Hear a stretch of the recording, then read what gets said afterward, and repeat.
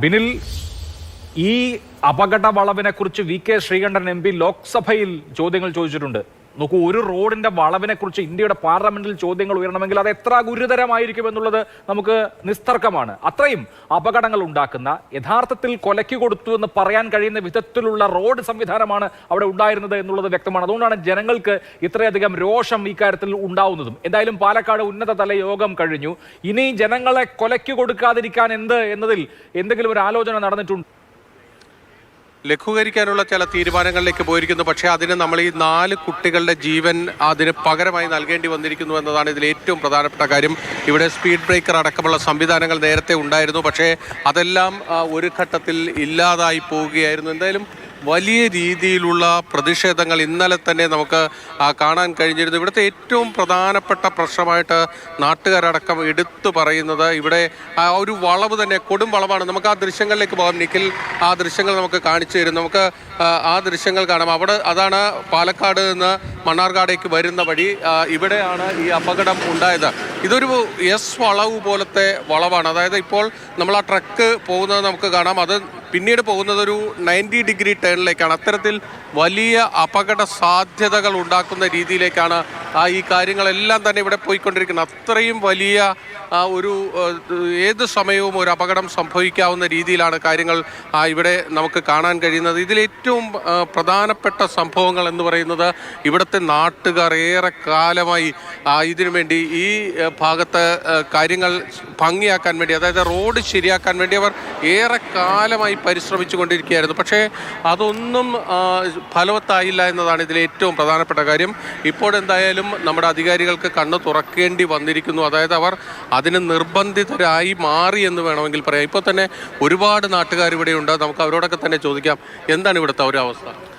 ഇവിടുത്തെ അവസ്ഥ എന്ന് പറഞ്ഞിട്ടുണ്ടെങ്കിൽ ഇതന്നെ അവസ്ഥ. ആക്സിഡൻറ്റ് സ്ഥിരമായിട്ട് നടന്നുകൊണ്ടിരിക്കുകയാണ്. ഞങ്ങൾ ഇവിടുത്തെ ആൾക്കാരാണ്. ഞങ്ങൾ ആഴ്ചയിൽ 2, 3, 4, 5 ആക്സിഡൻറ്റ് ഒരു ആഴ്ചയ്ക്ക്, അതായത് ഡെയിലി ഓരോ ആക്സിഡൻറ്റുകൾ കണ്ടുകൊണ്ടേയിരിക്കും. അതായത് ഇവിടെ വരുന്ന ആൾക്കാർക്ക് ഈ റോഡിനെ പറ്റി അറിയാം, ഇവിടുത്തെ ആൾക്കാർക്ക് ഇവിടുത്തെ റോഡിനെ പറ്റി അറിയാം. പുറമേ നിന്ന് വരുന്ന ആൾക്കാർക്ക് ഈ റോഡിനെ പറ്റി അറിയില്ല, സാഹചര്യം അറിയില്ല. അവർ വരുമ്പോൾ വന്ന് ആക്സിഡൻ്റ് ആവുന്നു, അങ്ങനെ പല പ്രശ്നങ്ങളുണ്ടാവുന്നു.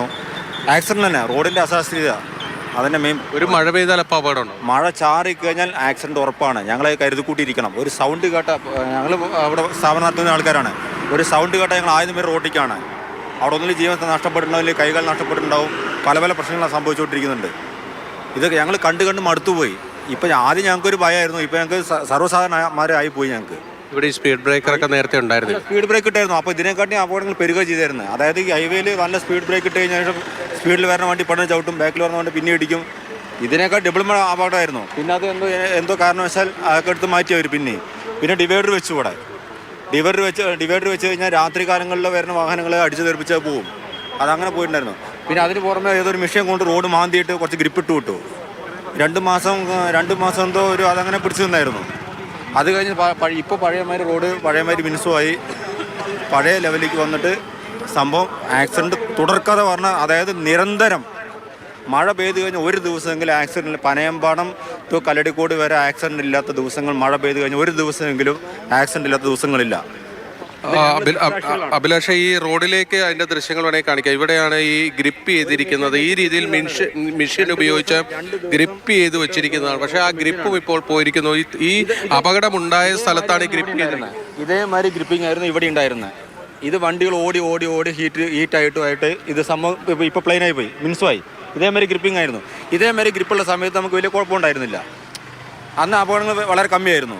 പക്ഷേ ഇപ്പോൾ എന്താ വെച്ചാൽ ഈ റോഡ് നല്ലപോലെ മിനുസുമായി, പഴയമാതിരി വണ്ടി ബ്രേക്ക് അടിച്ചു കഴിഞ്ഞാൽ നിൽക്കാതെ അവസ്ഥയായി, വണ്ടി ഒഴുകി പോവുക, സ്കിറ്റായി വരിക, അങ്ങനെയുള്ള പ്രശ്നങ്ങളായി പോയി. ആക്സിഡൻറ്റ് തന്നെ. ഇവിടെ മതിയായ വെളിച്ചമൊക്കെ ഉണ്ടോ ചേട്ടാ? മതിയായ വെളിച്ചമൊക്കെ ഞങ്ങൾ ഇവിടുത്തെ അറിയില്ല. പക്ഷെ എന്നാലും ഇവിടുത്തെ സ്ഥിതിഗതി കാണുമ്പോൾ അവിടുന്ന് ആ ഭാഗത്ത് നിന്ന് വരുന്ന വണ്ടികളിൽ നിന്നാണ് ഈ അപകടം സംഭവിക്കാൻ കാരണം കൂടുതൽ. കാരണം ആ ഒരു വരവ് അത്രയും വലിയൊരു സ്പീഡുള്ള വരവ് കാരണം എന്നുള്ളത് മനസ്സിലാക്കും.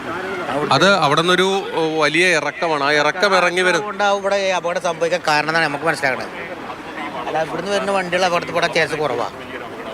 അതായത് ഇന്നലെയും സംഭവിച്ച അത് തന്നെയാണ്. അഭിലാഷ്, ആ ദൃശ്യങ്ങളിലേക്ക് പോയാൽ കാണാം. അവിടെ നിന്ന് ഒരു ഇറക്കമാണ് ഇറങ്ങി വരുന്നത്. ഒരു വളവ് തിരിഞ്ഞ് ഇറക്കം നേരെ ഇറങ്ങി വരികയാണ്. അത് ഇറങ്ങി വരുന്ന ഭാഗത്ത് സ്വാഭാവികമായും വാഹനങ്ങൾ എതിർ ദിശയിലേക്ക് കയറിപ്പോകും. അതാണ് അപകടങ്ങൾ കൂടുതൽ ഉണ്ടാക്കുന്നത്. ഇന്നലെ സംഭവിച്ചത് അത് തന്നെയാണ്.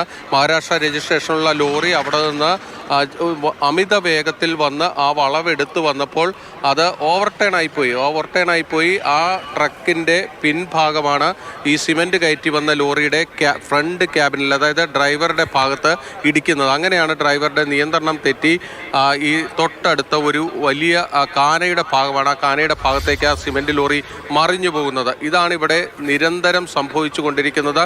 ഒരു മഴയൊന്ന് പെയ്താൽ ഈ ഭാഗത്ത് എപ്പോൾ വേണമെങ്കിലും ഒരു അപകടമുണ്ടാകും എന്ന കാര്യം ഉറപ്പാണ് എന്നാണ് നാട്ടുകാർ പറയുന്നത്. തീർച്ചയായും ആ റോഡിന്റെ അവസ്ഥ കണ്ടാൽ തന്നെ അറിയാം. ഇപ്പോൾ